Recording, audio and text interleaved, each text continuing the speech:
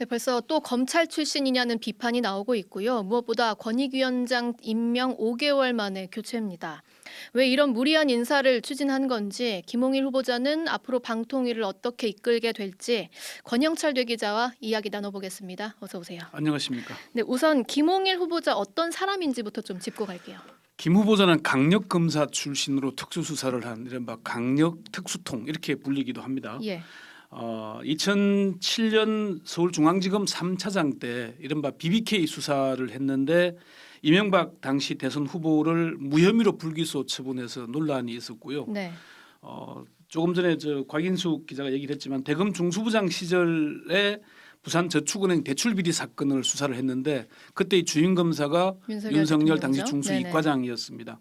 지난해 대선 때는 윤석열 대선 캠프에 합류해서 정치공작 진상규명특별위원회 위원장을 맡기도 했고요. 이때 그 고발 사주 의혹을 비롯한 사법 리스크에 잘 대응을 해서 당선에 기여했다 이런 평가를 받아왔습니다.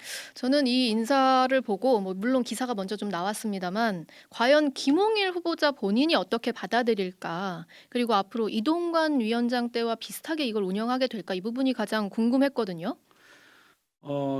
김홍일 후보 입장에서는 사실 흔쾌하게 수락했을까 하는 의문이 드는 게 사실입니다. 예. 법조계에서는 김홍일 후보자를 야근 곰이다 이렇게 표현을 하거든요. 야근 곰이다. 예, 그러니까 외모를 보면은 뭐 덩치도 있고 네네. 상당히 좀 뭐 강력통 같은 이런 느낌을 줍니다만은 상당히 사람이 그 머리를 많이 쓴다, 뭐 지혜롭다 이런 얘기도 하기도 하고요. 실제로는 무리하지 않는다 이런 평가들이 많습니다. 무리하지 않는 예. 스타일이다. 조금 전에 후보 지명 입장을 들어보셨지만은 국민에게 사랑받고 신뢰받는 공정한 독립적인 방통이라는 말을 하지 않습니까? 예. 이동관 전임 위원장은 지명 당시에 가짜 뉴스와의 전쟁이니 뭐 공정한 미디어 생태계를 복원이니 하는 이런 말들을 했던 것과는 상당히 대조적입니다. 네네. 검사 선후배들에게 물어보면은 합리적이다, 무리하지 않는다, 이동관처럼 그렇게 밀어붙이지는 않을 거다 이런 얘기들이 많았습니다. 김홍일 후보자 본인은 아무래도 이 방통위원장 후보 지명을 그렇게 달갑게 받아들이지 않았을 것이다, 이렇게 보시는 건가요? 그렇습니다. 검사 출신들은 검찰총장이나 법무부 장관 자리에 대한 로망 같은 게 있습니다. 로망, 네네. 예. 김홍일 후보자도 정권 초부터 법무장관 후보자로 거론이 되어 왔는데 1년여가 지나서야 국민권익위원장이 임명이 됐잖아요. 국민권익위원장은 장관급이긴 합니다마는 국무위원도 아니고 해서 흔쾌히 받아들이지는 않았을 거다 그런 예. 평가들이 나옵니다. 마찬가지로 방통위원장 자리도 처음부터 지명된 것도 아니고 이동관 위원장을 임명했다가 100일도 안 돼서 탄핵 소추될 위기에 처하니까 대타로 맡긴 거잖아요. 김홍일 후보자로부터 직접 듣지는 못했습니다마는 잘 아는 선후배들에게 물어보니까 그렇게 유쾌하지는 않았을 거다. 또는 공직자란 임명권자가 시키는 대로 따라갈 수밖에 없지 않겠냐 이런 얘기들을 하더라고요. 예. 김홍일 후보자가 방통위원장 자리를 여러 차례 고사했다는 말은 법조계에서 바다하게 퍼져 있습니다. 그렇군요. 예, 사실 윤 대통령이 이동관 방통위원장을 갑작스럽게 면직시킨 것도 대외적으로는 뭐 공백 때문이다 얘기를 하지만은 예. 실제로는 탄핵 소추될 경우에 헌재에서 탄핵이 인용될 우려가 높았기 때문이라는 그런 분석도 있습니다. 탄핵이 인용될 가능성이 높아서 이게 탄핵 절차가 진행되면은 방통위 공백이 길어지기 때문이 아니고요. 그건 대외적인 명분이라는 거고요. 예. 지난해 이태원 참사가 났을 때 탄핵된 이상민 행안부 장관의 경우에 어땠습니까? 공석이 길었죠. 167일간 갔거든요. 그래도 버텼습니다. 행안부 장관은 국무회의의 서무거든요. 그 역할이 방통위원장보다 더 무겁고 중요한 일들이 네네. 많습니다. 그런데 이동관 위원장의 경우에 임명 100일도 안 됐는데 면직시켰잖아요. 사실상 경질한 거거든요.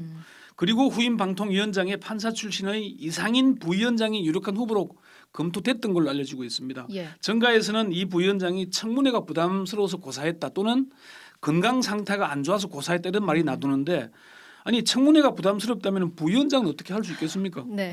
이 부위원장을 위원장으로 발탁하지 못한 것도 결국은 야당이 탄핵 소추할 경우에 이 부위원장은 이동관 위원장보다 더 일찍 임명되기 때문에 더 많은 역할을 했거든요.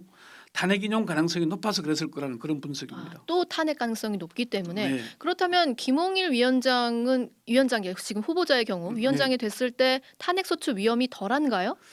민주당이 이동관 방통위원장을 탄핵하려 했던 이유는 무리한 공영방송 장악도 있지만은 방송법 위반도 있습니다. 5인 체제의 합의제 행정기구인 방통위를 이동관 위원장과 이상인 부위원장 2인의 상임위원만으로 사실상의 독임제 부처처럼 예. 했잖아요. 이거는 방송법 위반이다. 또 방통위의 독립성과 중립성을 보장하기 위한 설립 취지에도 어긋나기 때문이라는 그런 얘기들이 있거든요. 네네. 따라서 김 위원장이 2인 체제로 방송 장악이나 언론 장악을 위한 뭔가를 하려 할 경우에 탄핵 위기에 처할 수도 있겠죠. 그러니까 우선 2인 체제의 기형적인 방통위 구조부터 5인 체제로 정상화하는 게 필요합니다. 네. 지금 민주당에서는 방통위 상임위원 추천위원회를 구성해서 후보 추천 절차를 밟고 있다고 합니다. 김홍일 후보자 인사청문회 일정에 맞춰서 공석 중인 후보자를 추천할 경우에 방통위는 정상화될 걸로 보입니다. 그렇게 된다면 탄핵될 우려는 좀 낮아지는 거겠죠. 김홍일 후보자의 경우 이제 이동관 위원장처럼 좀 그렇게 무리수를 두게 될지 어떨지 그 부분도 좀 궁금하거든요.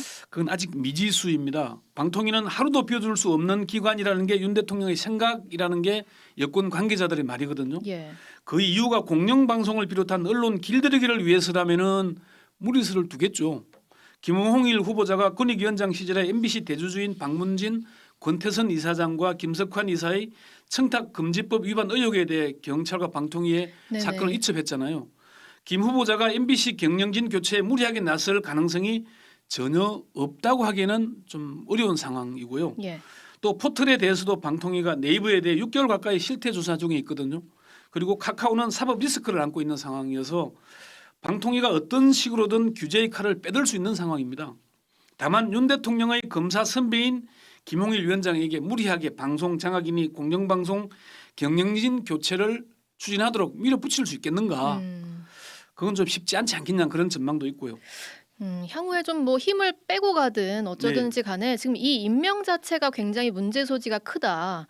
또 뭐 5개월 만에 지금 거의 회전문 인사한 거 아닙니까? 그렇습니다. 이런 비판은 피할 수 없을 것 같은데요. 야당에서는 방송 장악 기술자를 법 기술자로 교체한 것이라면서 비판하고 있거든요.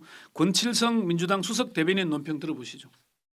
김홍일 위원장은 윤 대통령의 검사 재직 시절 직속 상관으로서 윤석열 대통령을 필두로 한 검찰판 하나의 선배입니다. 방송통신 관련 커리어나 전문성이 전혀 없는 특수통 검사가 어떻게 미디어 산업의 미래를 이끌어 간단 말입니까? 뭐 검찰판 하나회다 굉장히 비판 세게 나왔고요. 언론 장악에 대한 비판도 이제 굉장히 거세게 나오고 있는 와중입니다만 좀 다른 얘기인데 오늘 또 검찰이 뉴스타파 김용진 대표 자택 압수수색했거든요. 검찰은 오늘 김용진 대표 주거지를 압수수색했습니다. 적용 혐의는 윤석열 대통령에 대한 명예훼손 혐의입니다. 뉴스타파는 검찰이 김용진 대표의 자택을 압수수색하고 나서자 전례를 찾기 힘든 폭거다 이렇게 비판하고 나섰고요. 뉴스타파는 오늘 입장문을 통해 검찰이 10명 이상 검사들로 특별수사팀을 대대적으로 꾸렸지만 석 달이 지날 때까지 아무런 증거를 제시하지 못하고 있다. 검찰 수사가 대통령 심기 보호와 비판 언론 말살을 위한 정치 공작에 불과했다라고 강하게 반발했습니다. 뉴스타파는 또 법 질서를 존중한다는 취지로 사무실과 기자들에 대한 검찰 수사에 협조해 왔는데도 언론사 대표 자택까지 압수수색하는 것은 민주화 이후 전례를 찾아보기 힘든 폭거다 이렇게 얘기를 했고요. 예. 검찰은 이미 앞서서 한상진 뉴스타파 기자와 봉지욱 전 JTBC 기자 그리고 신학림 전 위원장에 대한 압수수색을 실시했잖아요. 이런 와중이어서 김홍일 후보자 지명이 상당히 이제 주목을 받고 있는 겁니다. 네, 여기까지 권영철 대기자였습니다. 오늘 하루 뉴스 맥락 정다운의 뉴스톡이면 됩니다. 유튜브 노컷 채널 알림 설정하시면 매일 오후 5시 30분 실시간 참여하실 수 있습니다.